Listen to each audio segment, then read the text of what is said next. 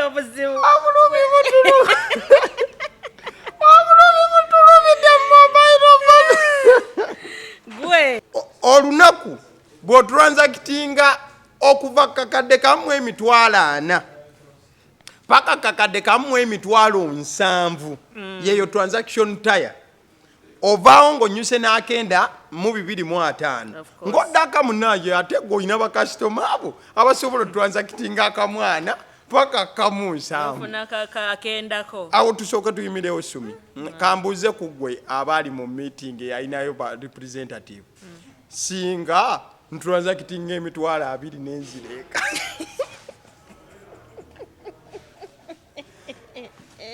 do I earn something? You don't earn. Oh God. Oli ku YouTube channel agaliwo tuula kalira emboozi egw'amakerenda.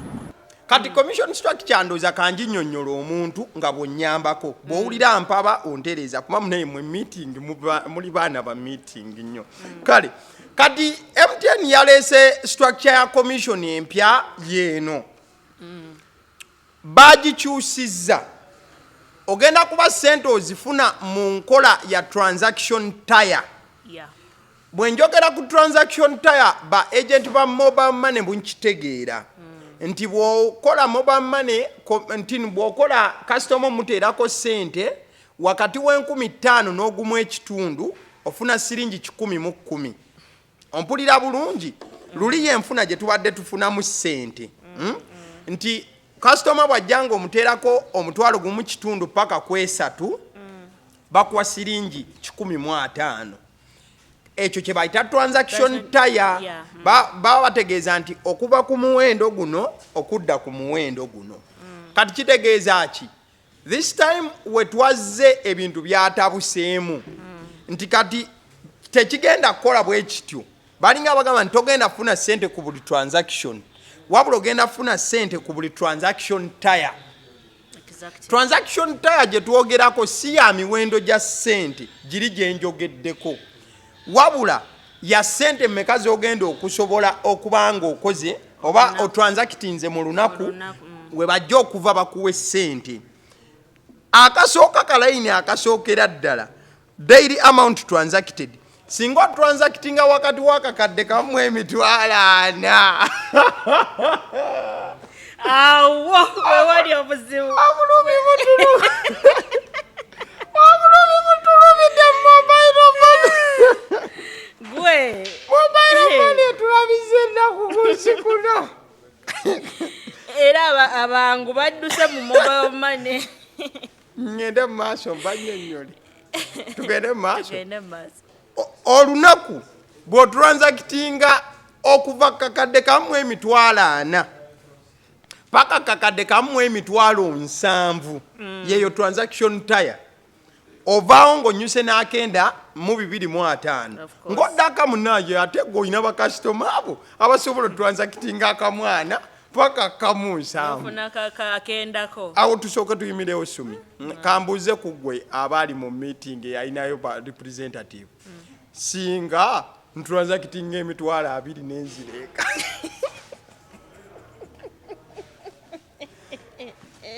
do I earn something? You don't earn. Oh God. You don't earn. Kyova buli omu alina okugumiikiriza alabe n'empisa kuba nze sinaba nakussa bulungi nnyo sinaba nakutegeera like engeri gye tugenda kurunningamu with this structure. Kati sente ezo nkugambye lunaku okitegeera bwe bamala ne bagamba nti gwe oba otambulira mu range eyo nga buli lunaku osobola transactinga akakadde kamu emitwalo 4 paka kamu 7 omwezi ogenda yingiza emitwalo gya 27 mu 5 oddeeko bagambe nze nakola dda muveeyo omusaala oba wafuna 27 kasambu 5 nga everyday Monday to Sunday oja nogulawo n'olinda ofuneyo akamwana kon transactinga paka kamu 7. Kankubuuze kati bana bogumu 10 oba ogenda bagoba 5 ogenda bagoba olindo wakamu ekitundu olindo wa 5 kaga 7 owe muteni akola mwe muteni naawe we muteni kankulabulirewo tofuna busungu kati waliwo anyiiza akola mu kampuni tonyiiga temwabitunyonnyodde okitegeera temulina message gye mwasindise olina message gye wafunye editailing engeri gye bigenda okukolamu ennyonnyola kino so kati tebanyiiga babeere bakkakkamu bw'obanga osobola transacting okuva kakadde kamu emitwalo 7 paka ku bukadde 2 ogenda kunnyukanga n'omutwalo 1 olunaku bukadde 2 paka 2 3 10 obukadde 2 paka bukadde 2 emitwalo 6 ojja kunnyuka na 3 2 6 paka 2 9 onyuka na 4 2 9 paka 3 emitwalo 4 onyuka na 6 obukadde 6 bw'obanga osobola transactinga mu dduuka lyo obukadde 6 emitwalo 8 paka ku bukadde 7 emitwalo 5 ojja funa emitwalo 3 bw'obanga gwe wakikubanga bookolera abagagga bokka be bazungirawo nga bajja ku dduuka lyo batransactinga bw'oba osobola transactinga obukadde 7 emitwalo 5 paka ku bukadde 8 era ofuna 3 just weeyongerako 1 ku zooli lwe tusoose kadala gobanga oli mugaggafu genge dduuka lyo lirina abagagga ng'osobola transactinga obukadde 8 emitwalo 2 mu lunaku paka ku bukadde 8 emitwalo 9 oddeka ng'olina 3 zoyingiza okitegeera eyo ye transaction tire mwe tugenda otambulira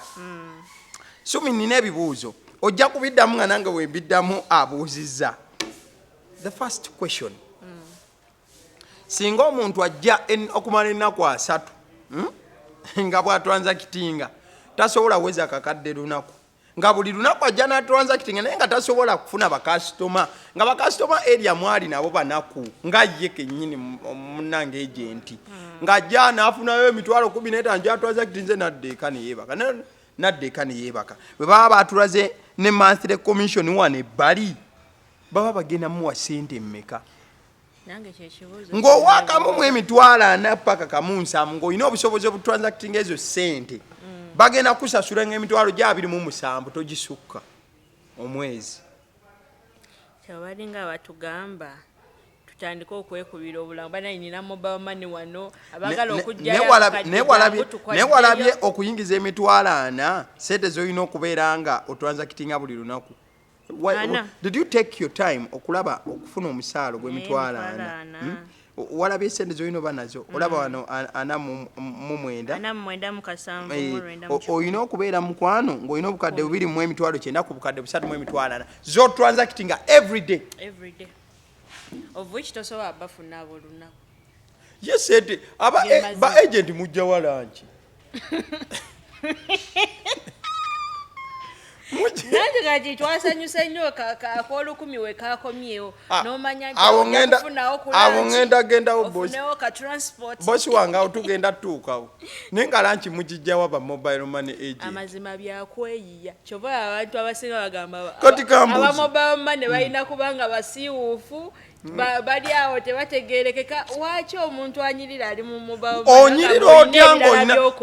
otya ng'olina mobile money ng'ogikolako Monday to Sunday kitegeeza akawungeezi olina bizinesi endala gy'okola gye tutamanyi. How dare you? How do you? Yes, mobile money. It is stressful ate enyuma. Because the other way around. Kuba Sumie, I'm asking. Bw'obanga tosobola ku reaching transaction tire yakakadde kamu emitwalo 4 kamu 7 buli lunaku. Balaga nti ku mwezi oba ogenda nafuna 27. Kati bagenda kusasula nga ssente mmeka? Nange kyekibuuzo kye neebuuza muganda wange nange simanyi ansa y'ekyo ekibuuzo buli omu ne kaakati andabe essaawa zino naye kye yeebuuza. Ekirala Sumie, transaction tire eno kimanyi nti nekoma ku mitwalo 9 enebbali 9 naye okimanyi kati bano ekitegeeza ogenda sanga nga teri wamu bamana asobola kufuna kakadde ka ssente naye oba olina ssente nyingi MTN kyeyo kiri kye wagambye like yo yeerowoozaako yokka okitegeera teyalowooza ku muntu wa wansi teyalowooza ku agent okitegeera yeerowoozaako nga yo yokka tosobola kuŋŋamba nti mu kitundu omuntu mwakolera mugenda kuvaamu omuntu agenda omusaba obukadde obubiri oba agenda okudibokadde obubiri abantu abasinga lokale nsindikira mama wange ogumu ekitundu nsindikira mama wange ogumu 10 nsindikira emitwalo osobola kunteerako ebbiri ku mobile money yange bandipostingireko 10 njagala ddakiika oli ajja omwana agenda kuweza atya oli ajja ne ku counter n'akola ati n'alinda abaliwo bonna nayo muwe nosooka okola kubamala n'awunzika omutwe 5 biteekako mama njagala ya time wa 5 nolyawo obusungu buku nteerako ka 5 ku mobile money bammanja no sense basasule wallahi singa mumanyi byetuyitamu kati Sumie kambuuze kati gw'oli mu kwogera ku bino okimanyi tonnalowooza nti nno mobile money oyo twogeddeko omu ow'akaduuka ake kyogamba mu ku kitundu oliko wekka olyoka ofune bano ab'obukadde abayiika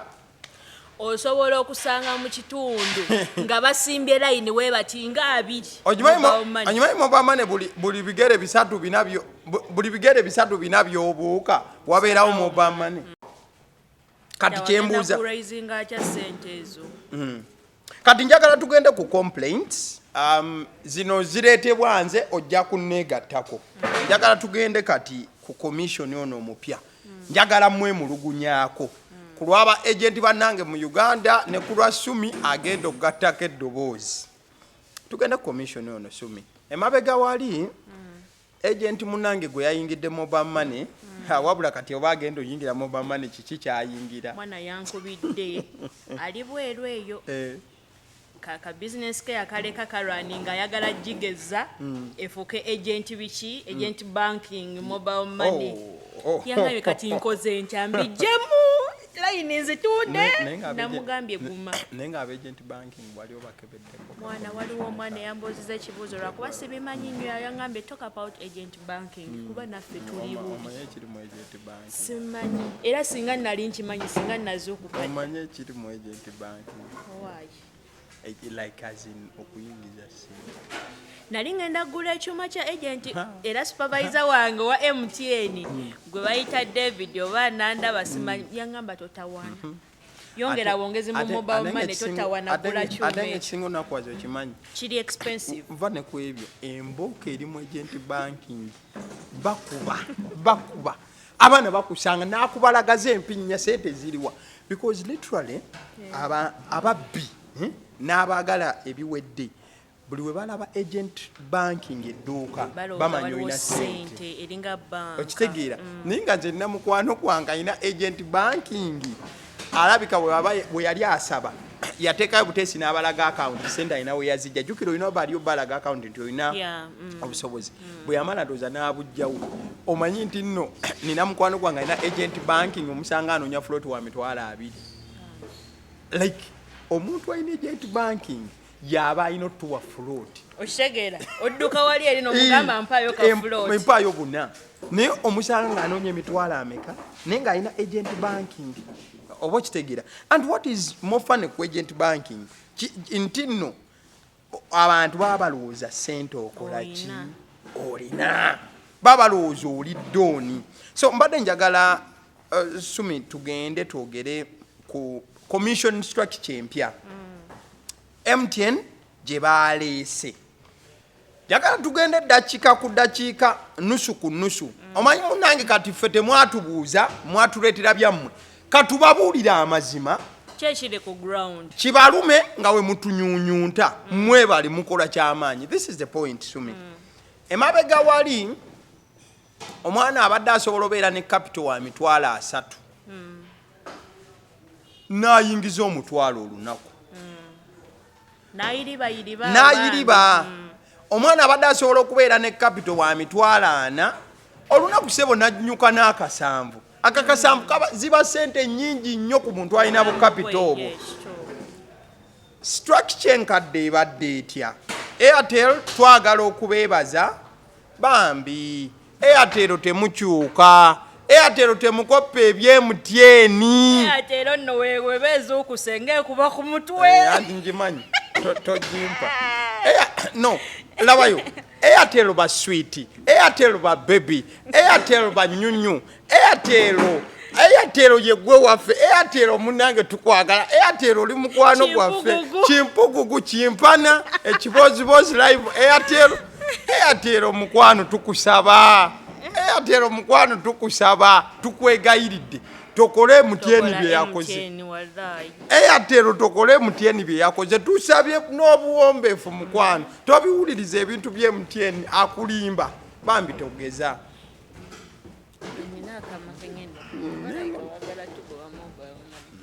Banka zeziba zikola.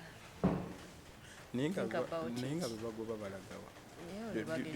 Bagenda kubba byabo obusindise muntu genda nenga just tunula mu kitundu kyamu tatunulira gwanga just ekitundu ekyalo vuga kaboda ngogenda oyingira mu bunda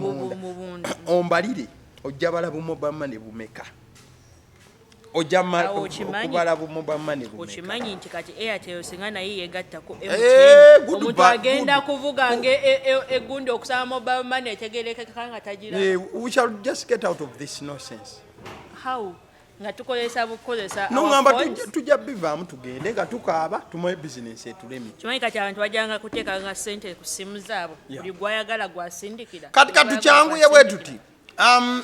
structure empya egenda tukosa etya ba agent structure enkadde ebadde nnungi kyenkana ki structure enkadde ebadde bweti customer bw'abadde ngajja n'agamba nteeraako omutwalo omutwalo ndoza kiba 10 deposit y'omutwalo customer bw'abadde ngajja n'agamba ndipositingira omutwalo kati gano ge mazima MTN kye yatukoze MTN yasazeewo tunyigiriza kutufiirako customer abadde ngajja n'agamba nteeraako omutwalo nga bw'omuteerako omutwalo ofuna commission wa 10 kitegeeza ki nga mukama wakuyamba n'ofuna bakasitoma 10 abaagala obbateerako omutwalo ku simu zaabwe ng'oba oyingiza 10 nga kitegeeza nti omwana oyo omwavu alina obukapita obutono naye nga mukama yamusaasira n'afuna bulayini olwo 10 aba aluyingiza oba onfuna Sumie kati mukama nga bwakuyamba olinajja n'agamba omudipositingira emitwalo 10 oba ofuna siringi 4 mwana kati kitegeeza nti mukama nga alina okukuyamba n'odipositingira ab'emitwalo 10 bw'ofuna abantu 10 mukama nga akwadde ekisa that means ezo ziba 10,400 okitegedde ate nga jjukira obeera odipositinze 10 n'ofunayo withdrawing 10 owakakapita akatono ng'asobola okuddayo eka n'50,000 n'akakaaga n'akasanvu naye ate mutuleetedde structure egamba nti omuntu okufuna siringi 9 mu lunaku alina oba ng'akoze transactions akakadde kamu emitwalo 4 ku kamu 7 ontegeera Sumie ekitegeeza ono omwana akoze mutwalo emirundi mingi bu 10 bwe temugenda kubumuwa kyetubuuza oba kitegeera omwana nga yali like mukama teyamuwa mukisa funa kifo kikola afuna ba 15,000 afuna ba 15,000 kakaaga kasanvu kanaana mutwalo okitegeera nga transaction gyafuna eba ya 10 naye ate mutugambye mbu okuwa omuntu ku ssente alina okukola transaction zakakadde kamu emitwalo 4 ku kamu 7 kambuuze Sumie abantu abali ekalangala would be a better place wali abantu abali mu byalo eyo munda nnyo ng'alina kamoba maneke naye ng'olunaku afuna abantu 6 jjukira abantu b'omu byalo eyo like embeera benyiga tebasindika ssente balinda basindikira ssente kuva Kampala okitegeera kati omwana oyo nga buli wajja akola withdraw 5 n'aterako abo bwe yatime 3 4 5 you want to tell agenda atuuleka kibuuzo ekyo MTN oba nfuna bulungi oba bagobye bagende waka batuule agende katuule agende katuule according to the structure wano oba omugobi kubanga luli tubadde buli transaction gyokola osasulwa kale ng'obuseete buli awo bwa munyoto naye ng'ate mubuteekako ate nga tebiriimu na sayansi mukole engeri ya kiyisiraamu sasula omuntu ng'entuuyo ze tezinnakala ate kye babadde bambi bakola ng'entuuyo ziba zikyakutulukuka zitiga sente wena n'okola boti n'osiimula entuuyo bwoti n'ojjayo ka commission ko n'okakuba ku mmeeza. Everything went wrong. I don't know. Oba Sumie. Simanyi kyekyalese. Simanyi oba nze onfuna argument yange Sumie. Nze nkitegeera nkutegeera Sumie tubadde nga tufuna nusu ku nusu. Kitegeera. Mu butono bwayo. Olaba ne ku chat yaffe eri bakuteerawo from oba 10 paka ku nusu 5 ofuna zino. Ekitegeeza ebyo bichati bagenda bijjawo. Zi chat nange kyembadde njagala mugenda zijjawo. Ezo chati zigala kuvaawo kuba luli babadde batugamba from 10 paka ku 15 charges bweziti bichi kati ezo zonna mugenda zijja omutandikire ku bukadde muntu gambe ndino ka mwana paka ka munsambo ekirala Sumie kawungezi ayinawo program agenda ko mu live band it's a Sunday or a Saturday Sumie agenda kugalawo sawa 9 agendeke ewaka yeyozeeko adduka agende mu studio oba whatever kati kambuze Sumie bwakeera nakola kuva saawa emu paka saawa 8 n'atagwa mu transaction taya yammwe Sumie edduuka aba yaguddewo lyaki simanyi oba ekyo wakirowoozaako. Did you think about that? But we are echoing the sound but twagala sound tugikube echo esituke wanike oba Sumie onfuna nti kati Sumie kuba luli obadde oggulawo n'ofuna ba customer ba 15 paka saa ne ziwera 7 n'odduka okole ku mirimu emirala egikwetaagisa naye nga okitegedde nti at least oyingizaayo 3 edduuka tokoledde bwereere oyingizaayo 10 zo meka 4 tokoledde bwereere olunaku olwo kati omuntu agenda okujjanga akole paka saa 9 afune emergency nga munnange tannakola kutuuka mukenda akamu oyo tugenda kola tutya olwo lufu MTN batata olwo lufu bamama tusaba mwafulumiza kino ekintu mwabiteeseza tweyanzege naye temwalowoozeza ku muntu wa wansi kati wano mulinga abalowoozeza ku baana balina big companies okitegeera kuba omuntu agenda kuva mu mmotoka yagambe nti ngenda wali ngende big company kankubuzeyo ekintu kimu Sumie mukama akuwadde ekisa ogenze ku transaction tayo esembayo bukadde 8 mu emitwalo 2 ku bukadde 8 mu emitwalo 9. This is my big question. Ofunye gwoteerako miliyoni 4 n'ofuna n'omulala n'omuteerako 4 obeera ogimazeeyo 3 n'ogifuna kati bwenfunayo omulala ne muteerako 4 baba bampaayo omutwalo gumu n'ekintu ogw'omu transaction tayo ey'ennya. I think kubeera ogwa wano ku miliyoni 4 jukira akabatule mba nakakubye edda wano wansi jukira ino mu musaala wano batugala tosukka kino onfuna bagamba tosukka kitya kino naye ate bwogendera n'ozifuna nga ziri mega n'obafuna ba client 6 bonna nga bali miliyoni 4 okitegedde okategedde wano labayo zino 8 oba ofuna emitwalo emeka 3 basobola okuwaayo emitwalo emirala 3 ezaziri transaction era ezamounting atubukadde 8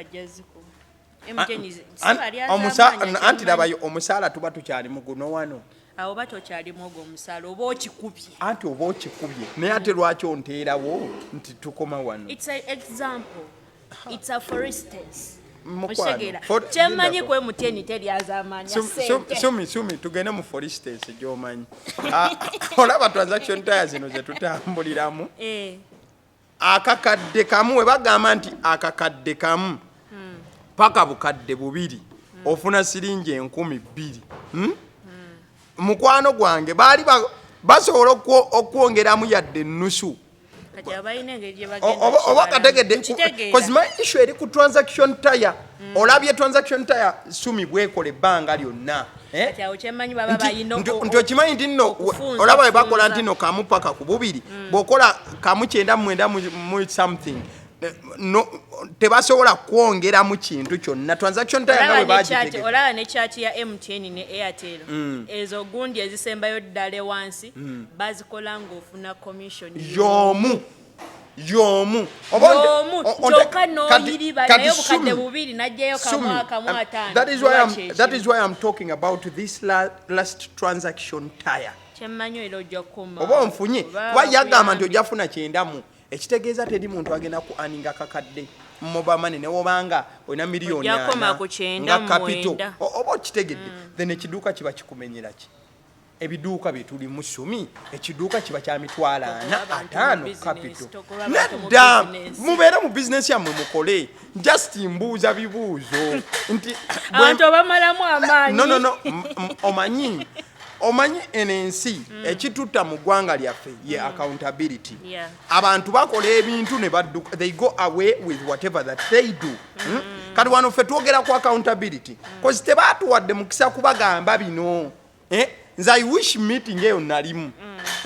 neya giteesezza n'abimbulya nga we tubabuuza ebibuuzo byonna bye tuli mubuuza cause Sumie bwe tuba tetusukka guno musaala ate kizibu nnyo Sumie esanga omuntu alina akabokisi mbu alina miliyoni 10 nga okitegedde bulungi kati kitegeeza omuntu okufuna gino olina okuba nga olina miliyoni zo nga 3 as capital ng'omuntu wajja n'akusaba miliyoni 4 omuganda nayo ireeta essimu nteekeko miliyoni zo 4 tuve wano oba olaba toki gyekubira kizibu nnyo sanga omuntu owakameeza Sumie agenda okutransakitinga obukadde 8 olunaku nga seti yazijjeewa mubbi ate n'ekirala oba nfuna n'ekirala bana MTN kyetamanyi ne Airtel abantu abasinga nze kambabuulira amazima teri muntu alina sente nnyingi bwezityo nagenda ku mobile money bagenda mu banka kati Sumie awo wennyini njagala stoppingewo teriyo wakameeza asobola kukola transaction za amount nga ku bukadde 9 olunaku 8 kubuzizo milioni 8.9 taliyo olwenso kiba kizibu omuntu okukola sente bwezityo kati nze issue yange eri ku rent nti omuntu okuyingiza emitwalo 9 wano ge bakugambye Sumie okimanyi omuntu oyo aba wakiduuka nga asobola okukola kino ekiduuka kya mitwalo 5 otegedde tugende ku rent kati ate ow'ekiduuka kitegeeza abanamwana yakola mbukati bo tebalya mmere tebalya kyamisana ate omuntu akola transaction ennene bwezityo alya kawunga tutambula ffenna because nze njogera ku commission structure empya n'enkadde commission structure enkadde babadde basasula sente per transaction then otuza otya mu payment per transaction tire hit the tire we give you the money if I don't hit the tire what will you do with my money kati by the way Sumie kati ekibuuzo Sumie tonnabuuza kibuuzo bwe sihitinga taya eri naye nga nsiibye enkola zenkoze ziragawa where do broken money go nanti kati wuliriza ife omanyi oba money like obugumiikiriza kintu kikulu nnyo okitegeera kyova olaba awo sinaba nange kuddamu era kyova nange nkyataddewo question naye lwaki tuyigira ku mulimu nga bakama baffe basobola otubuusa nange kati olaba katulinde guno omwezi gwe gujja okufa oba bali mutugezeserezaako system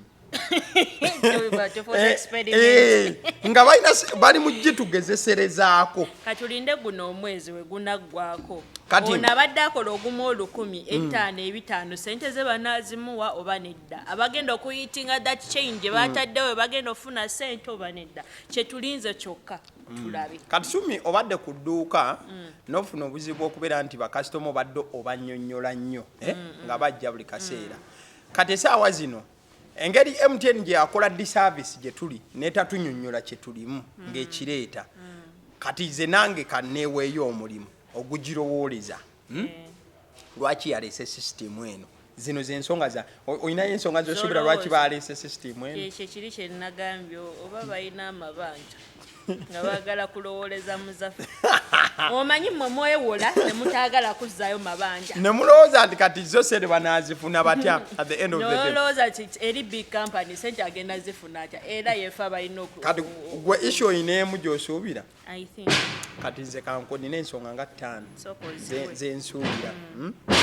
ensonga esookera ddala tugende wano omanyi kati otunula structure yaffe eri enkadde gye tubaddeko ne tugenda ne ku structure empya zino ze zimu ku nsonga zensuubira ekisookera ddala baleese akantu ka direct deposit kano MTN egenda kuyola sente empya n'enkadde mukana akantu ke yakoze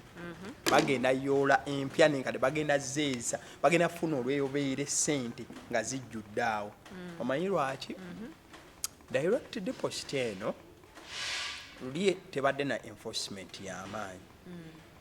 ngera naffe twamanya nti customer jjanga talina amusente babadde tebatuwa za kusindika bakasitoma naye nga tuba depositingira sente oba essimu eri awo batekola ki teriiwo kati nga ffe kyetufa kyakufunako ka commission kubanga kasitoma ogenda gwe mugoba agende wa neighbor okitegeera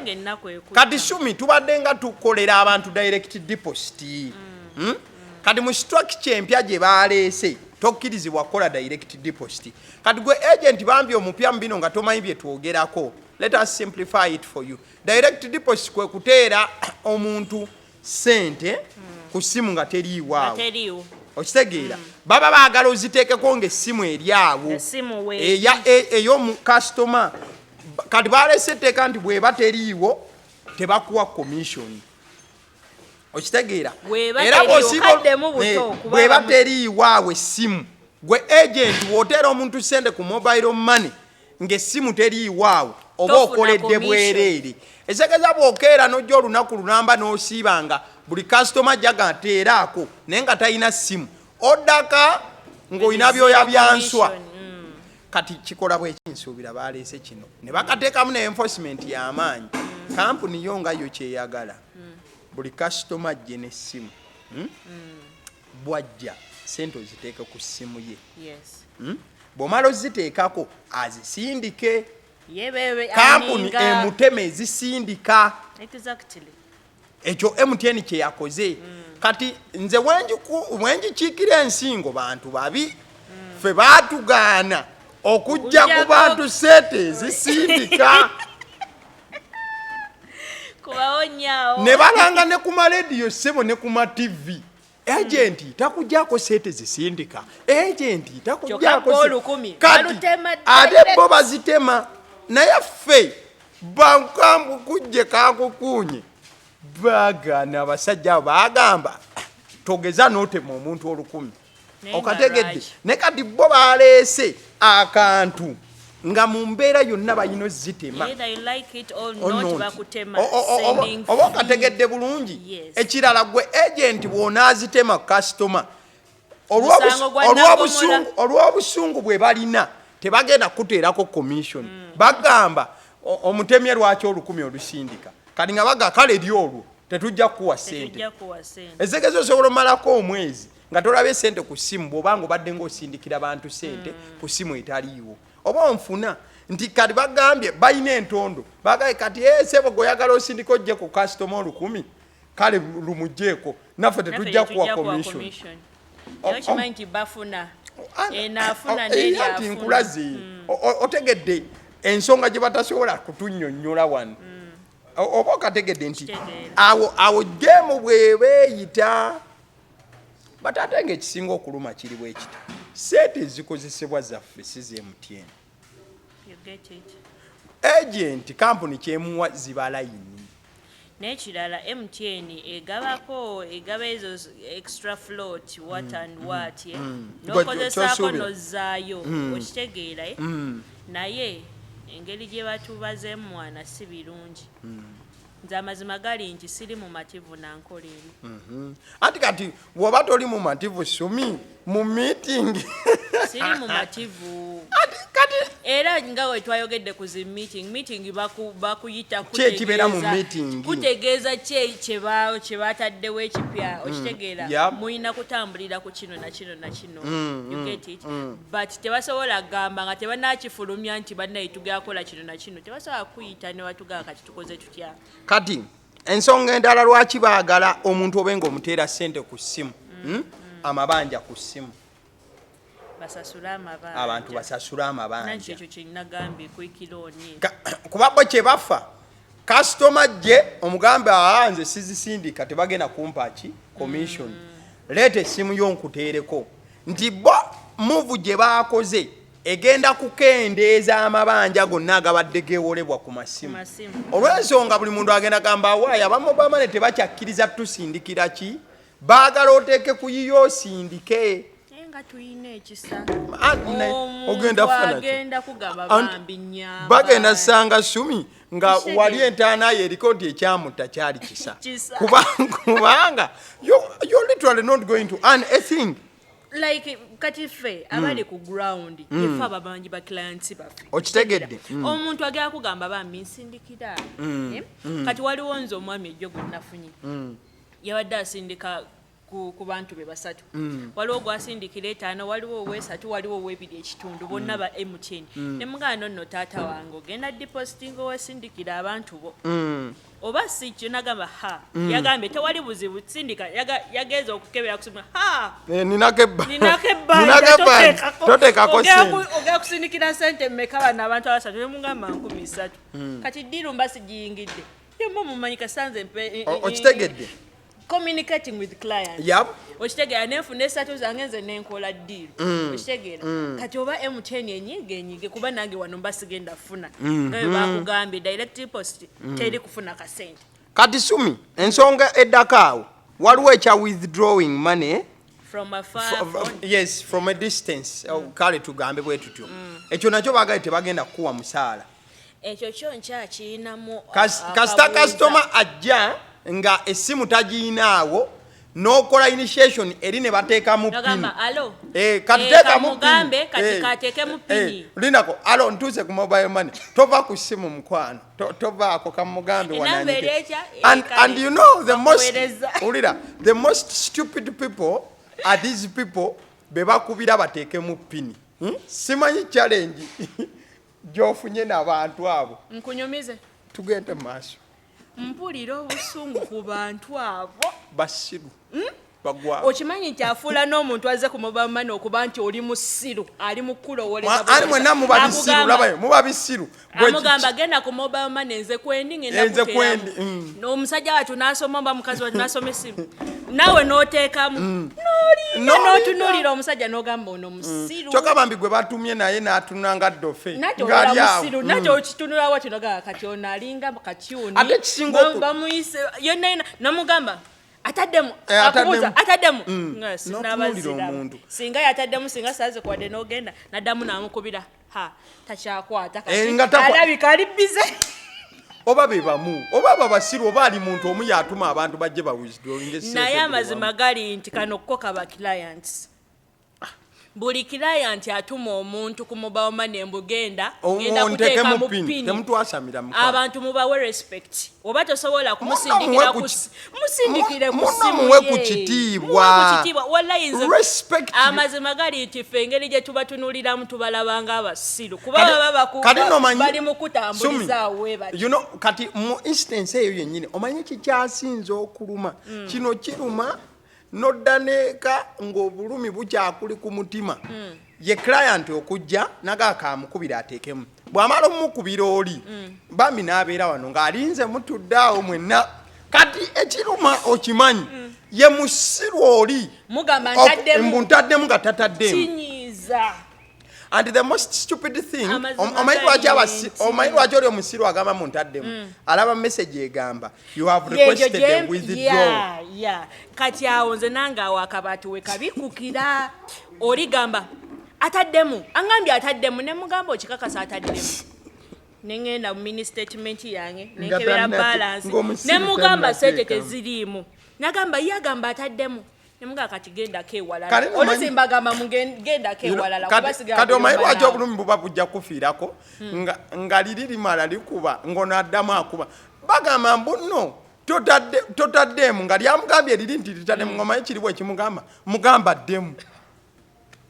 Ekyo kyova olaba ezo withdrawals ezewala nzigoba. Kati bw'omala n'oddamu kati bw'oddamu omanye ekihappening eri nga kati ku luno yakuba mugambe kabuuse kaddemu. N'ogamba kati nkola ku mbaata sikyakola ku bantu kiki kyendiko kino. You know, but luno lukyali lugambo. Ne withdraw bagenda kubanga bazikola ki bazitema nga bwo withdrawingira omuntu tofuna commission tofuna kati omanyi lwaki era bakola bwe batyo lwansonga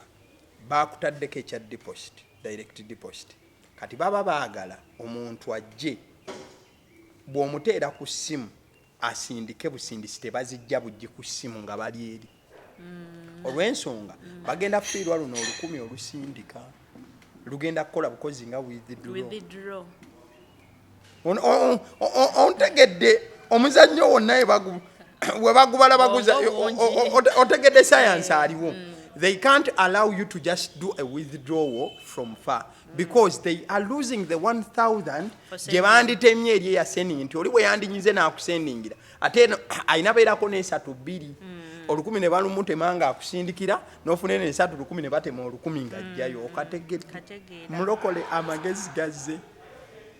So kati wakanya ekya withdraw ng'olekamu because waliwo wekiggweera nti olina otwala obudde bungi okwetegereza essimu yo.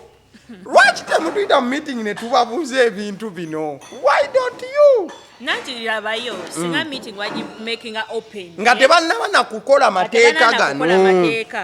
ne batuula naffe ne batubuuza kye tuyitamu amazima gali nti bukyanga babiisaawo bino ebintu byonna siddangamu kukula supervisor wange kati ali mu tukya tuyitamu kuba abantu bagenda kubanga babuuza ebibuuzo bingi okitege withdraw mukwano gwange awaliwo obuzibu bw'amaanyi nnyo nnyini ddala. So zezimu ku nsonga ezitandikirwako zendowooza nti eziyinza okuba nga MTN kwe yasimbye eki essira but structure enkadde lwaki yavuddewo. Ekirala ba agent wonna babutaabutana bubutaabutanye buli agent gwobuza tamanyi kiddako buli agent atunula ngaazi kyekigambo kye batera okukozesa bagamba katulabe guno omwezi we gunaggwako mugenda yigira ku mulimu tugenda kuyigira ku mulimu ekitegeera curriculum yafulumye tulina mpyaka ekitegeera kwagala butayagala olina otteekayo obwongo oyige ki kyogenda okutomera. Oh God, naye nga tulagawa magali nti nze n'ekirala kyendaba nze ndaba nga abaagala okendeeza bu mobile money baagala bukendeeza naye ate kekabadde ka bizinensi akayamba omuntu wa bulijjo ennyangu gy'olipira n'otandikirawo okitegeera. So I think bw'oba olinayo ekyoyogera ekirala ku mobile money nga tetunnava wano just mbadde ngenda kukeberako a few questions here mu video z'okola questions nga 3-4 but simanyi oba olina gwe kyogattako ekirala awo simanyi siina kyengattako wabula okwogera nti era kyembasaba structure eno mugikyuseemu mugikyuse kuba kati eno tebalowoozeza ku muntu wa wansi commission structure ne chati yammwe temulowoozeza ku muntu wa wansi mulinga abamugobye kyekyo kye nagambye mulinga abamugobye mu business tokyayina makulu okitegeera naye abatunda agent line nga bangi ate abo bafere noŋŋamba abantu abatandise otunda agent line zaabwe waliwo yalaba vidiyo yange yagambirawo nze ntunda layini zange nzitunda ekiraga nti akooye naye nga lwaki twakola zino bizinesi kufunamu kasente naye abantu batandise otunda naye kati abantu batandise kutunda layinizi zaabwe. Sumie waliwo omwana gwendabye wano yaddala agamba nti naye ba agent lwaki tetukaanya ne tuddamu okusaba olukumi olw'okusindika. I think lambulula kale ku kintu ekyo kati just damu kino but lambulula kuba goyinza oba oyina enkola eyiyo ne ba agent bo gy'obeera kati lambulula kweti kino tekiriimu kukkaanya tekiriimu nti oba tukube meeting gwe woba owulira bizinensi yo ogyagala ate nga wagikola kufunamu ssente toyina like kufuna kizindalombo bakukolere command bannayesaba olukumi kiri automatic nze kuga oba oyagala bizinesi ya mobile money eyimirirewo nga naawe okyaliwo n'omwaka okujja bagisangewo muganda wange MTN gyekoma okukunyigiriza nawe nyigiriza omuntu wo osobole naawe okola ki okuwangala mu kabizinesi ko amazima gali nti buli client wanajja nakwasa ekisa n'osindika ssente ezo nga takuwadde 100 enkya togenda sigalawo oba ogenda kuva automatically business ebe egudde kino tekiriimu yadde kwekunga bannaye twekunge tusaba 100 yeggwamanyi nze wange nkubuuza nati twafuuse ba policeman tubuuza ebibuuzo agamba nyabo ndipostinga osindika nyabo nsindika ndipostinga essimu eriwa eyina kumbeera mu ngalo nga nsindika oshegeera temutunanya kubeera mu mbeera bwekyo naffe akasigiri ke tuliko kwokya ate kati okyokuva ku maca paka kirongo nyuse of course okitegeera oyina kwebeereramu nga agenti saba omuntu 100 MTN kyesinga okwagala ku depositinga ku ssimu nga kweri waba takisobola kanya naye wagaana mugobe nga toyina gwe weebuuzizzaako kuba ye gwe agenda okufiirwa wokola direct deposit tekuli ssente Sumie ekirala olukumi nawulidde abagamba nti lwapulayinga ku MTN yokka what do you talk about that amazima gali nti ne Airtel lwakuba Airtel eyina engeri gyekisalamu eri favorable ize nabuuza supervisor wa Airtel ne mubuuza naye kati commission ono nze wange embeera mubala buli kaseera ate munotinga wansi ng'omwezi guweddeko ne mugamba waaki atajjira mu bitundutundu nagamba ezo withdraw zewala tubatema direct deposit tubatema ne mugamba otyo sooka ombulire kwako waki temwatugamba nti sending mututema nagamba kati oyina kuteesa ne customer kuweeyo 100 ne mugamba waki temwabitugamba oba ne mubifulumya ku radio abantu babitegeera atenga kintu kiri mu nkola bakikozesa okitegeera banyigiriza ffe okitegeera naye nga mazima olwo 100 ezo direct deposit Airtel etutema ne MTN etema zonna zitema lwakuba tebabuulira bantu tebabuulira ba clients tebabuulira ba customer kikigenda mu maaso banyigiriza ffe mazima olwo 100 terukola ku MTN yokka okay simanyi oba okina off head abantu abagala okublockinga line zaabwe bano yo shot wabikola dda but code kizi osobola okuwa omuntu nga yagala blockinga line eza agent balemezze kubako guni nze erabidde naye ziri simple waliwo ya Airtel ne ya MTN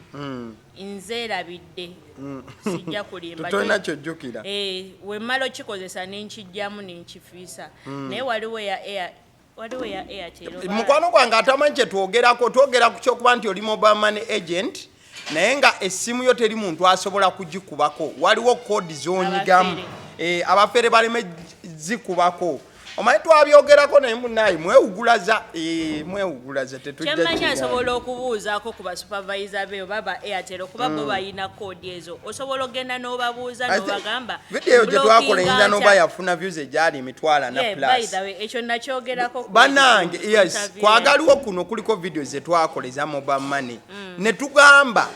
tokwata simu ya mobile money kasita bakukubira teriyo mukwano gwo kabesenga oba nnyoko baba kikakyo baki akuba ku mobile money agent line tokkiriza ne wabakyaliwo ng'omulaba ali wali naye wa mobile money n'agikubako togikwata kuba oyo aba mubbi waki oba okubya ku simu okubako yaki so toyina kodi zi blocking line za mobile money kodi weeziri munansonyi wanze erabidde era abaana abamanyi bajja ziteeka wansi alright kale waliwo n'ekyensonga ya bangi be nalabye bacomplaininga ku kya commission ono gwe bajjewo okubeera nti tosobola mmujjayo abamu nga bagamba ffe float buli wabadde nga atuggwako commission oyo yabadde atuyambe mbadde n'akabiina ka wiiki nga buli kaseera nzijjayo ngenda ku kibiina kati ekibiina ngenda kikolera ekibiina kiyiwe mukwano kyayise ekibiina kati kyayise ekibiina kyo kyayise talina kyakola so I think nga still tuteekateeka okumaliriza Sumie okusinziira gwe nga bw'olaba ensonga essaawa zino mu kakyo kano mobile money bufere kikalo obuli latest bw'oyinza okugamba nti buno kati bwe buliwo bwe bali mu kukubiramu abaana kansooke n'obufere bwa kampani yo yennyini banansonyiwa naye kano kankayiseewo waliwo kilayanti eyankubira mwana atalina wana ali bweru yagamba bino we byatuukawo neyekengera MTN nagamba zino sente kanzijje ku MTN ziteeke ku Airtel awo logic weeri zino kampani tezikwatagana Ray takwatagana na yellow ogamba agent lines like personal line okitegera byatuukawo nagamba MTN eno kanzijjeko nziteeke ku Airtel tebazikwatiddeyo zagana ne zidda tezabouncing kudda zasigala awo nakubira ba gundi customer care MTN nga bamulimba bamugamba kugamba bayine ebistole ayo bakugamba gamba ne bakuchankalanya obongo bamugamba kati kubirako aba Airtel olabo basete zaatu wano teziriyo okitegera nakubera nagamba munanga ate kubira MTN okitegera bakubera nga bakubuzabuza era namugambye sister sente zerabiki bobanga toli mu Uganda kirisiko singo badde ku ground wandibadde okitambulira kijja kitya MTN tekolagana na Airtel omuntu tasobola kusindikira muntu obanga oli wa MTN tasobola kusindikira muntu wa Airtel kyekibuuzo kyange bwe muba mukutte ezo sente waki muzikwata ate nga ziyise mu makuba matuufu making a transaction ogireka at least nogamba nti transaction zino tetuziyisaamu nolekerako omuntu sente bakimuteera wali nagamba osindika ku Airtel tetukikiriza okitegeera kati awo oba oleetedde omuntu okubeera sitaaka atandike kwewuuba kwekyo kyensobola okwogerako abantu abamu bwe baba basindika ku Airtel oba MTN let me be very very certain nga nkozesa essimu eyange yennyini eno olaba Sumie abantu abamu bwe baba basindika ssente kati olaba Airtel eno bw'oba osindika ssente ogenda n'onyiga nti send money ewaddako ekuwa option Airtel number MTN number kati tomala ganyiga wano ku Airtel ate n'owandikamu ennamba ye MTN awavaawo akavuyo kangi nnyo abantu tebakimanyi nti ebiseera ebisinga abantu bafuna obuzibu nti anyiga wano ku layini wano n'ateekamu MTN ewalina ogenda Airtel kati sente ne zibeera mu bbanga awo ekyo kyo nkirabyeko tho olumu ekitera okukolebwa bw'osindika sente wezimala 24 hours zibawunsinga nezikola ki nezidda kati awo wabaawo obuzibu aba yalugwamu ekirala lwaki okkiriza omuntu sente okugenda nga zigenda bawunsinga zidde kozi ekibuuzo wabaawo era ebaawo nga yaddala kati ng'ezo ziri mu bbanga zakwatibwa somewhere oba okitegeera so I think that is it waliwo n'ekirala waliwo abaana bankubira bampa like obuzibu bwe bayitamu waliwo omulala yaŋŋamba yakuba ate kino nange kyali kintuuseeko lwakuba in a different way yasindika sente bino netiwaka byebula nasindika sente ku Airtel zaali $5.5 nezimulaga nti zigenze naye n'atafuna message okitegeera customer nga amuliko sindika sente dabayo waakola ensobi endala n'asindika endala $5.5 kati wayitawo ebbanga message nezitandika okujja ng'alabe neyina balance mulala neyina balance mulala kati mukudduka ennyo baatuterawo kaka option reversal naye bakakola mu bukyamu bakuba simu olaba reversal ku agent line oba agent line okitegeera wakola reversal za sente ezo agamba etana ekitundu ziri bazireke naye zino z'ensembe y'okusindika ziba bakola ki kati labayo obuzibu bwe bakola era wosanga kasitoma atali wallahi nga talina mutima musaasizi nga katonda teyamukkaako tagenda kukkiriza omanyi kye bakola wokola reverse bakubira oli nawe ne bakubira okakasa nti nno oli mu kujjako sente bubasindise sente ezo nayo zirinako obuyinza oba tozirinako okitegeera client omufeera agera kuganzirinako obuyinza ate bane ku client ono waliwo ne yazze ku mobile money naye nga ate yabadde aweereza mulala oba nfuna ono yaze ku mobile money ayinza oba mutuuze munnammwe nga gwalina ekisa ku Sumie gwalaba ku dduuka naye ate liri lye yabadde asindikira sente lyo libbya abantu babbya abantu obwavu basuse ne gafukaze nali mmanyi wokateekawo sente zidda buzzi wano nze nga nkola ki onsobola okwogerako ku kampuni nzize nkigamba abantu nti kampuni zino Airtel ne MTN tebasobola kukkiriza agent kuba na buyinza bwa nkomeredde bulivasinga sente omanyi lwaki andi okimanyi nti no tebasobola kino just katono tugambo ba psychology oba ndowooza nyangu ya bulijjo kiri bwe kiti Sumie customer asobola okujja n'omuteera obukadde buna ku simu ye olw'okuba olina obuyinza obulivasinga asobola okujja nga gwe lunaku lwo olusemba mu mobile money nozirivasinga nya nezikola ki nezidda ku simu kati sente ezo bw'ozifuna bw'omaliza oziwithdrawinga n'odduka nazo okitegeera nti mobile money agent asobola okudduka nga lwe lunaku lwo olusemba n'akola reverse ya miliyoni 4 n'azissa ku simu ye bw'amala n'adduka nazo n'ayitamu wali okyebuuziza ziragawa kuba wooteekayo reverse eyo gun issue n'ogirazinga bazijjayo ne bazitwala nezibeera mu bbanga wootandika ogamba nti sente zange n'olinga gala sente zange batandika kuwunza genda ku service center genda wa air chairman kokola statement simanyi ogende ku poliisi ziba zigenda kuddawo kubanza kyensinga okumanya nti bwe bawa agent obuyinza obusika sente ba agent ate basobola okukikozesa basobola okumisusinga ebbeesa eryo ebiseera ebisinga nze agent nina location sigenda kuvaawo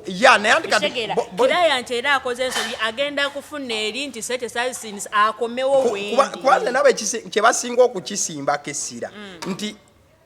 Sumie asobola okukeera nga lwe lunaku lw'olusemba mu mobile money n'akola zirivaso ze nga 3 ez'omugaso okitegeera ez'omugaso ng'agenda n'ayitamu n'akasente nti tebaagala peesa eryo muntu ddi misusinga kubanga personal line yo eri bweti lwaki bakuwa obuyinza ku personal line nti gwe toli mukozi wa bizinensi wookwatira emitwalo 5 Sumie n'ogampeereza kitegeeza tumanyiganye okitegeera osobola obanga okyusiza ekirowoozo nga babadde ompeereza mitwalo emeka 5 n'ogasika 5 go ne gakuddira era kyobola waffe tulina option ku line ene ya bulijjo oba MTN oba Airtel olina option esikayo ki sente nti osobola okumanya nti gwe nsindikidde sente abadde mufere n'onyiga pesa no personal line onyiga bunyizi wano MTN olina wonyiga era bakulaga transaction z'osembyeyo okukola nti osembyeyo okukola ey'ekkumiana n'ozinyiga ne zidda era tekitwala bbanga ddene era MTN olina option okugjayo sente z'osindikidde omuntu okitegeera naye kati obuzibu bwe businga okujjira agent kumuwa buyinza bujjayo sente nti agent abaira n'abantu bangi bateerako sente nti asobola okwagala okukola asobola okubeera ng'omutima gwanafuye nakate zino zenteekako zesobola okwejjirako otaddeko miliyoni 3 nazisikana nze kyensuubira kiri kimu terugenda kukya lunaku MTN oba Airtel kutuwa option ejja sente zotadde ku simu ya muntu yankomereddeyo tegenda kujja but what I can advise is basobola otuteerawo 999 eya mobile money ng'essimu eyo bw'ogikuba tebatusiriwaza bya kisiru nyigeemu kati nyiga 3 kati nyiga 6 bwe bamala ne bateerako ebyekisiru mbu abantu bonna bali busy lindako omuweereza addako because ffe tukola business on your behalf. Nankyova olaba Otegeera twandibadde n'essimu tulina okubako that is 128 and 126. Sumie, do you know how many times I've called 128 and I've not got these guys? Ku pressure nga customer alya omanyi agent yenna bw'atuukira okkuba essimu aba ali ku pressure because customer janagamba I want you to advise these customers okulekerawo okusinika amannyo ku bantu ba agent no mbagala nnyo mikwano but you know the stress that you go through. Customer jatya ku Friday nakugamba sente zewasindika ku Sunday nti tezaako abo baba babbi kati lwaki omuyise mubbi abo baba babbi kitegeeza nawe okirabiddewo olw'ensonga nze oyo namufunira nakugamba ate gwe wafuna omu nze nzija mbafuna kasita oba ng'oli mu kifo ng'oli mupya ezo gundi okusomoozebwa okwo kw'osinga ekyo sisuubira kuba abantu ba bulijjo bo bakibatereereza nawe okuba bukubi simu neyitamu obaga nsindise sente waki ewakyamu naffe bakitukolera about Airtel nze mbadde nsabanga Airtel nga yo nga MTN yatwanguyiza omanyi ffe tubeera tukolera ku bwangu olina bakasitoma nga 10 oba 5 oli akugambye ndipostingira emitwalo 10 n'omuweerezaamu airtime. Airtel teyagala kumanya era kugamba sorry mu customer waffe ngolabe n'obuzibu ebyo fafagana ne airtime omutunde paka airtime wa mitwalo 10 omumanyi naddala ku nsi eyakakyo kano bantu bameka n'ebidakiika byennyini abantu bagenda babivaako tebakyabigula ekintu nze kyantuukako customer yayagala airtime wa mutwalo jjukira obeera nga we nagambye buli ziro gy'oyongerako ziba ssente nagenda okuziraba nga nataddemu dda pini abantu mitwalo 10 ate waliwo ekintu ekyobusiru mu nsi muno bw'omala ogiteekako ziro n'oteekako pini enviiri nga zikuva ku mutwe n'ojjukira nti maama emitwalo 10 gijja gigenda kasito omala oteekamu pini waliwo enviiri engeri gye zikuva ku mutwe kasita enviiri zikuva ku mutwe ziba zikulaga nti okoze ensobi semasobi okoze era MTN wachitetugi Airtel yo MTN yakugamba mugambe tazijjako zibeere nga we ziri ku airtime bo bazipulinga nga we ziri tajjako ya $5 yes naye Airtel gamba faafagana ate ne bwe batugamba bi meet to you bagambe bantu basatu kati olinakola transaction satu kati ofaafagana ne airtime ali ku simu ya agent ya customer customer asobola omukuweereza ng'okitegera n'ofaafagana naye okimanyi ndi nno naye buli lunaku okola ku bantu basatu which means olina okusaba ennyofu ne bamutwalo yes osobola okukola ku bantu abazitowa nga tumaliriza obubaka obusembayo nze bwenja okubawa network bwe yeekyanga agent network bwe yeekyanga MTN oba Airtel nekugambako bino application down external application down mukwano mala essaawa nnamba nga totransakitinga kite n'oba ng'omaze olunaku lulamba nga tokola customers ze mu budde obukyamu external problems simanya bishi down mukwano guminkiriza naye Sumie kweno embeera ya transaction taya omuntu anagumiikiriza mwendo transaction taya naguddemu deshdumu sibitegeera nsaba busabi Katonda agent network ya mobile money bwe yeekyanga togezesa kola bi transaction bya kisiru bya kumukumu obuzibu ogenda ofuna bubuno mukwano ogenda ku transactinga customer jagambe nti nterako emitwalo 10 ogambe kangezese obeeteredde ogezese onyige bulungi emitwalo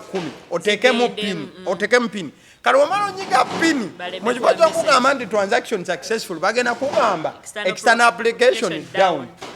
kati omala ogambe oba zigenze oba tezigenze kati okebere balance olwokuba network efudde ne balance tojja mulabe jakugamba external application down kati customer gambe nze sente sizirabye akulungulule ne 10 gye agende kati network bwe mala otereera bakulage nti zagenze n'ekirala nga tusiibula kyensobola okugezaako okugamba baklientsi bange ba mobile money agents kubanze njagala nnyo abantu bwe tufaanaganya omulimu gwe abasemba nekanze mbawe kano akasembayo nyinza okukeerabira mbadde nsaba mulimu obubbi obugenda mu maaso mulimu obufere obugenda mu maaso abantu abo bajja ku mobile money yo bayinza okujja nga bana nga basatu oba nga babiri naye nga bazze kubba mbuuza bazze kunziba batya waliwo agenda okujja akugambye njagala ku withdrawinga sente okitegeera oli munne ng'ayina naye agent line okitegeera omugambye enamba 07 koodi eri etya ku koodi Airtel ku koodi ng'osoma secret code yo oli agenda zipuulinga akugambye nti bannaye zino sente zivuddeko gweomugambye nga message siziraba weekeberekebere nga kituufu sente toziyina abo bagenda okubbira okoleroosi kati kambabuulire engeri y'okubuuka obufere obwo singa abantu bajja ku dduuka lyo nga Sumie bw'akinnyonnyodde engeri yokka gy'osobola okkibuukamu eri bweti bwe bamala withdrawinga ne bakulaga ebyekisiru byabwe nti bakulaga message ba withdrawings emitwalo 45 ate bambi akusomedde ne secret code n'agikola ki n'agikusomera message yono omugamba nga nnyo tonyeenya ssimu sooka oteeka ebintu byebbali osibe akantuko kati situka ng'ogenda mu lutalo na muntu you're not going to fight them togenda bakuba but situka kanula amaaso omugambe mpe essimu yo okitegeera ng'okanudde eriiso kubanga kuno kufana kuwona bagenda kubbako sente they are going to cause alarm bakubbe mu bintu ebyekibbi kati situka situla eddoboozi omugambe nti mpe essimu bw'amala ogikuwa kozi era oyinza ogifuna n'ofigitinga nga tomanyi what to do with the phone kati tunuulira message eno gyagamba nti bajjeyo sente bwe tu withdrawinga sente za mobile money mubaamu kye tuyita agent ID no agent ID gy'oba onoonya linda kunagyeeko sente wano yesterday you see at night withdrawn agent ID gwe waawuba mu mazzi okitegedde gwe kwata essimu mukanulire ng'oli mukamanyi omugambe mpe essimu yo ndabe sente zenzigyeko ng'omugamba musiru gwe eno ID efaanagana nene eri ku kipapula va wano nga sinnakuba nduulu you will be done naye kati abantu omanyi obuzibu bwe baba nabo Sumie they freak out olwokuba bambi anyizeemu ennamba ebyaddala ne secret code aginyizeemu kati kijja kikyandi sente kyekibabisa kukozesa bwongo kutya obwongo bujja luvannyuma Sumie bagambe nti bw'obanga wazze opapala ku mobile money toyina kupapala oyina okuba nga olisted n'obanga omuntu abadde agenda kubba kakana oba olina okukakana n'okozesa obwongo lwaki okkiriza topapa kukutiiti banaye otandika okupapira banaye banzibye tobaako lwaki okkiriza oli yabannyonnyola yegwe agent lwaki ate kasitoma yannyonnyola annyonnyola ki calm down ask questions okitegeera ate buli w'omubuuza ebibuuzo atyamu kati ate wini ebedda ku side ask questions bannange buuza ebibuuzo abantu abajja nga babakyalenjeka ku maduuka gammwe tulinayo statement osobola osaba statement okuva mu kampuni ne bagiweereza ku email kasitoma bw'ajjanga ng'agamba nti sente wazisindise ennaku 3 emabega tetwazirabye calm down mugambe kasitoma nkitegedde kyoyogedde sikiwakanya network esobola okuba nga yakola ki yekyanga okitegeera kasitoma enamba yeriwa gyogambe yali esindikibwako ki sente amannya ki ate era naawe olina okuba nga onootinga down mu bitabo byo kati bw'omaliriza osobola osaba statement okitegeera neweetegereza ennaku z'omwezi na biki byonna kukakana don't panic topapa okitegeera bw'opapa opapira mu sente z'omukwano bagenda zitwala ekirala ekyo kyoyogeddeko kaliko oyogeddeko n'akalala kanoko kali ku ba clients kyobola aba clients abasinga abaali baluguddemu tebakyasoma secret code nga waliwo ba customer abalala kyobadde okimanyi ba client tebasaamirira okitegeera era akusomera ennamba n'omubuuza secret code akukola bw'ati tomanyira yiyo gyewandiikire okitegeera kuba baafuna obuzibu buli wayogera secret code tamanyi bano bamwetoolodde ani agenda kutwala sente olaba Sumie secret code eringa ekintu kino yali muzeeyi wange yakinyumizaako nti edda bwe balinga bakozesa airtime ono w'okutakula nti waliwo omusajja yagula airtime mbu yali wa mutwalo n'atuula ku kiyinja mbu n'atuula ku kiyinja mbu n'atakula mbukati buli namba gye yatakulanga ng'oli mbujanyiga ku simu mwagenda okamaliza okatakula ng'oli abulako ennamba zino bbiri ezisembayo kati ono yaziteekamu ono atandika onyiga kuva kwesooka ng'oli yatakudde dda ng'omutwalo gwenze ate kati akakapapula ng'onaamanya oti azitutte ekyo nga kiba kiwedde so I think that is it waliwo obubaka bwoweereza banna mobile money agent banno mu Uganda nekyensobola okugamba aba agenti bannange system eno egenda mu maaso mbadde nsaba ereme bamalamu maanyi aspa now kuba amazima gali nti emalamu amaanyi naye tolina kuggwamu maanyi mbadde mbasaba you be patient tulabe guno omwezi system egenda tambula etya wegunaggwa onaakomawo n'oyogerako nabo nja kudda wenaba sifeintinze nja kudda njogere nawo just be patient bwe binaaba bitambudde nga bw'otabisuubira oba onaddamu nti bange bonna badde batunda mobile money lines zaabwe musooke mulindeko lindako oyinza opapata ogende mu bizinesi endala ate onaakolera loss sooka olindeko eno bizinesi gy'obadde olimu gy'obadde otegedde laba system eno like MTN system wegenda otambula tebapakuka kyensobola obagamba tebapakuka obulumi tulina bungi toli wekka sirinzeka bantu bangi naye twetagamu bugumiikiriza nakumanya curriculum gyebatuwadde gyegenda otuyisaamu then ne bano bawa obubaka abasembayo nga bambi alina mobile money ye ali mu kukola oba mukyalo oba mu kibuga naye nga baneiba be bo bakyakola bino ebintu basindikira bwereere bawithdrawing ezewala nga byonna bali mu kubikola ku free of charge ye yabadde ataddeko 10 naye amaanyi entegetege zitandise omufamba takyalaba ku bakasitoma abeere consistent baleke bakole webaba nga babbo balaba bagenda funa mugwe baleke bakole stand n'ekyo MTN kyeyataddewo gwe goberera amateeka nga we gagenda otambula abo baleke bakole direct deposit zaabwe biki gwe sirika goba customer ng'omugobedde mu makubo matuufu kati ate ow'olukumi lugenda ku layini zonna oba lusigale ku layini emu kati ekyo kiri eri gwe nze n'abagaye zonna layini 2 batutema ez'okusinga ge mazima batutema tho Airtel enyigamu katono kati goba kubaho omwandawe nze sinaba kubaho mwandawe Airtel sitera nnyo basaba ge mazima mbaleka kuba era batutema kitono okitegeera obusungu we buli kwe MTN. Is it true nti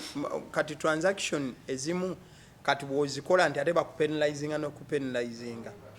ze baaganye? I'm asking, is it true nti kati bwokola direct deposit nti omaliza nga tofunye commission ate nti wabaawo evaluation oluvannyuma ate era waliwo akantu akayinza okunyigibwa ne kakugibwa? Ekisinga okunyiiza bwe baali batuweereza announcement eno baatugamba nga 1st November bajja tuterawo option eraga nti ono omuntu akola direct deposit oba depositinga ku simu ye batugabako option yako bagera kateekawo naye naguno guliko tekaliiko naye ng'okimanyi nti ekintu ekyo kya tekinologiya mungi okitegeera tekaliiko kati omuntu agenda kulimba nti depositinga naye ng'asindika ekitegeza buli muntu ajje n'essimu ye kyova olaba ffe ba detective nkugamba mpa essimu bakasitoma mujje n'amasimu gammwe waliwo yangambye layini yange lwakuba eri waka gireete ebadde kumenya layini ezitowosinga seete zozze nazo mbu yange naye eri waka teri wano nze mbagamba musigale ku ekyo atagala kusindikira ssente gwe muleka fafagane ajja kolera zero commission. This is a very big disclaimer from us. Ebigambo byonna ebyogeddwa wano tetubyogedde kutattana linnya lya kampuni zino ebbiri nga bwe tubadde tuzoogerako Airtel ne MTN. Tubyogedde nga ba stakeholders abali mu mulimu gwa mobile money era ng'omulimu ogwo tugula layini ku mmwe ne tukwata ssente ezaffe ne tuziteekamu ne tukola mmwe ne mufuna komishoni eyo ate wemala ne mutwawulizaako ne mutuwa nga ssente ffe twakola ki ffe twazireeta. So kitegeeza nti naffe ssemateeka atuwa obuyinza okubaako bye tubagamba nga tubyemulugunya kubanga ne ssente ze tukozesa byonna byotugamba nti beera ne capital wa bukadde bubiri sima busatu bumeka bwaffe temutuwangako layini ne mututeerako na ssente. baba bakuwa layini ezo bakugamba teekako commission agenda otandikoloza ataano. So kitegeeza nti naffe twemulugunya ku kunyigirizibwa kwe tuwulira nti kubudde erimmwe kati okunyigiriza okwo temukutwala nga ffe abali muvumirira kampuni. Tusaba tubaagala nnyo ate wali eyatero tulina omukwano gwe tumulinako ogukulukutanga amata lwakubeera naye ayinza okufaanana ekyamutyeeni ekyo kiswiti lwakuba kale kiswiti kyanyiizeemuko akatonotono. So byonna bye twogedde tetuli mu kubyogera mu mbeera ya kuvumirira but tusaba mukyuse. Don't take offense please. Okitegeera naffe mutulowoozeeko naffe tuli bantu. Thank you so much. Tuyina abaana abokulabirira tuyina abaana abokusomesa so tuyina data ow'okugula yewebbeeyi nettabu data basiibule. Bye. Good night. Mweraba. Thank you. I love you. MTN ate